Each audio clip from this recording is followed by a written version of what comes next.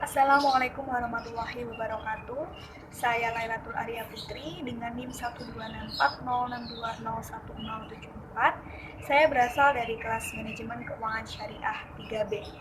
Pada kesempatan kali ini saya akan menyampaikan jawaban dari soal ujian akhir semester yang sudah diberikan oleh Bapak Muhammad Habibullah pada mata kuliah perilaku Islam organisasi.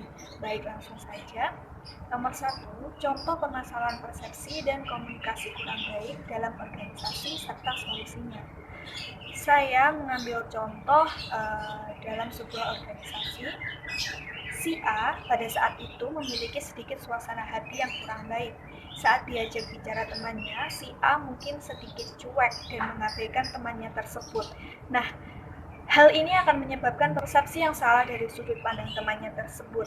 Temannya akan mengira si A tidak menghargainya, sedangkan menurut si A, ia tanpa sadar melakukan hal tersebut dikarenakan suasana hatinya yang sedang buruk tersebut. Sehingga pada saat si A mungkin suasana hatinya sudah membaik, ia akan merasa keheranan dengan sikap temannya yang juga seolah menjauh. Solusi dari permasalahan ini yaitu dengan komunikasi yang baik. Si A bisa mulai mempertanyakan kepada temannya, mungkin ada yang salah pada dirinya, dan mulai membicarakan permasalahannya dan mencari jalan keluarnya. Lalu yang kedua, salah satu gaya kepemimpinan yang saya sukai dan jelaskan alasan beserta contoh nyatanya. Baik, salah satu gaya kepemimpinan yang saya sukai yaitu managerial grit. Dikarenakan gaya kepemimpinan ini mengidentifikasi 5 gaya kepemimpinan yang berbeda berdasarkan kepedulian terhadap orang-orang dan kepedulian terhadap produktivitas. Dengan gaya kepemimpinan ini kita bisa tahu mana yang bisa memaksimalkan keadaan keduanya, yaitu tetap produktif tanpa mengesampingkan kepedulian terhadap orang-orang.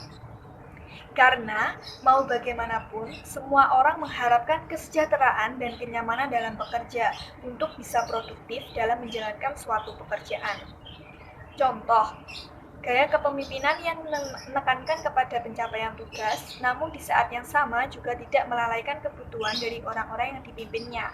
Anggota tim yang memahami tujuan organisasi, berkomitmen, dan mau ambil bagian dalam keberhasilan organisasi, dengan sendirinya akan peduli terhadap pencapaian tugas-tugas yang dipercayakan kepadanya. Baik, berikutnya yaitu nomor 3, contoh nilai, norma, etika, moral, sikap, dan kepuasan kerja yang dapat meningkatkan kualitas dan pengembangan organisasi. Baik, jawaban saya. Contoh dari nilai diantaranya yaitu integritas, akuntabel, profesional, inovatif, dan peduli. Lalu yang kedua, contoh norma, moral, etika, dan sikap. Yang pertama, melaksanakan tugas dan wewenang sesuai ketentuan yang berlaku. Lalu yang kedua, menjaga informasi yang bersifat rahasia. Yang ketiga, melaksanakan setiap kebijakan yang ditetapkan oleh pejabat yang berwenang. 4. Membangun etos kerja dan meningkatkan kinerja organisasi. 5. Menjalankan kerjasama secara kooperatif dengan unit kerja lain yang terkait dalam rangka pencapaian tujuan. Lalu yang berikutnya, memiliki kompetensi dalam pelaksanaan tugas. Lalu yang ketujuh, patuh dan taat terhadap standar operasional dan tata kerja. Lalu yang kedelapan, mengembangkan pemikiran secara kreatif dan inovatif dalam rangka peningkatan kinerja organisasi. Lalu berikutnya, berorientasi pada upaya peningkatan kualitas kerja. Lalu contoh dari kepuasan kerja. Jadi kepuasan pekerja bisa berasal dari jenis pekerjaan mereka yang tidak terlalu memberatkan, lalu hasil kerja mereka yang bisa dicapai dengan baik. Terus bentuk pengawasan yang diperoleh para pekerja membuat mereka nyaman. Lalu pekerja merasa lega dan menyukai terhadap pekerjaan yang ditekuninya. Berikutnya, nomor 4, teori motivasi yang saya ketahui dan teori yang tepat menurut saya.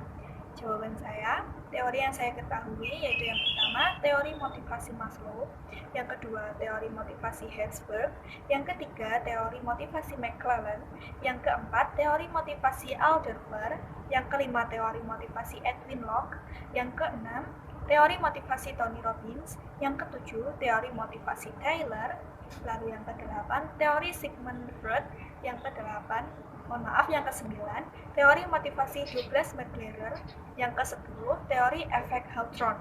Nah, teori yang tepat menurut saya adalah teori Abraham Maslow atau hierarki kebutuhan, karena benar adanya bahwa perilaku manusia sangat dipengaruhi oleh motivasi, dan motivasi tersebut dapat diarahkan untuk mencapai tujuan.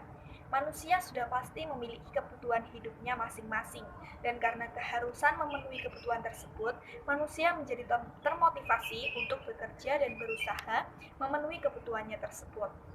Lalu yang kelima, contoh dari problem motivasi beserta solusinya. Saya beri contoh mengenai motivasi kerja. Mengapa motivasi kerja bisa menurun? Hal itu dikarenakan tidak adanya feedback positif dan dukungan, adanya bullying di tempat kerja, dan kurang kompensasi. Nah, solusi dari permasalahan tersebut yaitu atasan harus mendengarkan pendapat dan menghargai kinerja karyawan. Karyawan juga harus memiliki hubungan sosial yang baik dengan semua orang di perusahaan untuk meminimalisir kita dibenci atau dibully. Dan setidaknya atasan bisa memberikan apresiasi yang layak dengan apa yang telah diberikan karyawan kepada perusahaan. Nomor 6, emosi apakah dapat mengakibatkan kita tidak rasional? Jawaban saya, tidak selalu. Tergantung dari emosi yang dirasakan dan bagaimana kecenderungan sifat dan suasana hati orang tersebut, serta bagaimana orang tersebut mampu berpikir logis dan menggunakan intelektualnya. Bahkan emosi membuat seseorang berpikir lebih rasional, karena dalam emosi menyediakan informasi penting mengenai bagaimana cara seseorang mengerti lingkungan sekitar dan mengarahkan orang tersebut untuk bertindak yang sesuai. Lalu yang nomor 7, solusi terbaik saat dihadapkan intergroup konflik pada situasi 3 agar masuk di situasi 2. Nah, pada tahap 3 terdapat keputusan untuk bertindak dalam suatu acara tertentu. Dapat diidentifikasikan 5 maksud penanganan konflik, yaitu yang pertama, bersaing, yang kedua, berkolaborasi, yang ketiga, menghindari, yang keempat, mengakomodasi, dan yang kelima, berkompromi.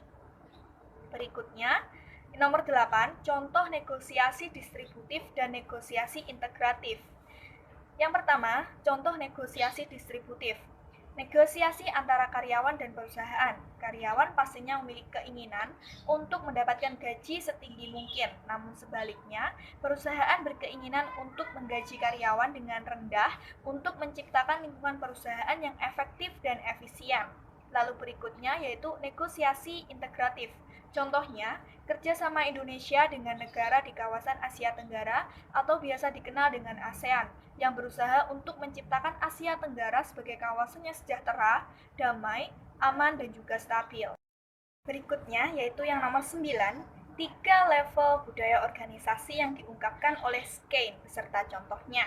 Yang pertama, menurut Skene, budaya organisasi terdiri dari 3 tingkat, antara lain, yang pertama, artefak, yaitu sesuatu yang dapat dilihat, didengar, dan dirasakan oleh manusia tentang suatu subjek, benda, atau peristiwa. Contohnya dapat berupa produk, jasa, bahkan perilaku manusia.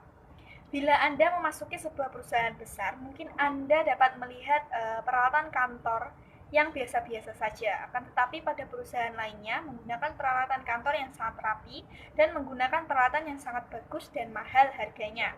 Lalu yang kedua, atau tingkatan yang kedua, expose belief and values, yaitu suatu pengorbanan untuk perbaikan dalam pekerjaan.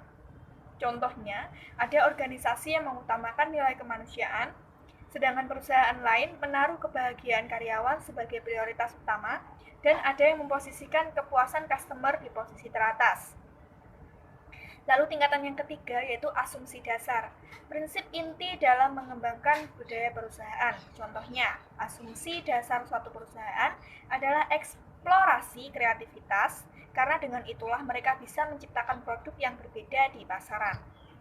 Lalu yang nomor 10, jenis budaya organisasi dan contohnya. Jawaban saya, yang pertama, budaya rasional. Di mana budaya rasional ini proses informasi individual atau klarifikasi sasaran pertimbangan logika dan perangkat pengarahan.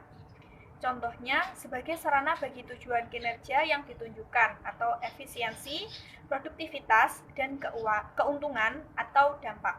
Lalu yang kedua, budaya ideologis. Dalam budaya ini, pemrosesan informasi intuitif atau dari pengetahuan yang dalam, pendapat dan inovasi. Contohnya, sebagai sarana bagi tujuan revitalisasi atau dukungan dari luar, perolehan sumber daya dan pertumbuhan. Lalu yang ketiga, budaya konsensus. Dalam budaya ini, pemrosesan informasi kolektif atau diskusi, partisipasi, dan konsensus diasumsikan untuk menjadi sarana bagi tujuan kohesi, contohnya iklim, moral, dan kerjasama kelompok. Berikutnya yaitu budaya hierarkis. Dalam budaya ini, pemrosesan informasi formal atau dokumentasi, komputasi, dan evaluasi. Contohnya sebagai sarana bagi tujuan kesinambungan atau stabilitas kontrol dan koordinasi. Sekian dari saya, apabila ada kurang lebihnya, saya mohon maaf. Wabillahi taufik wal hidayah. Wassalamualaikum warahmatullahi wabarakatuh.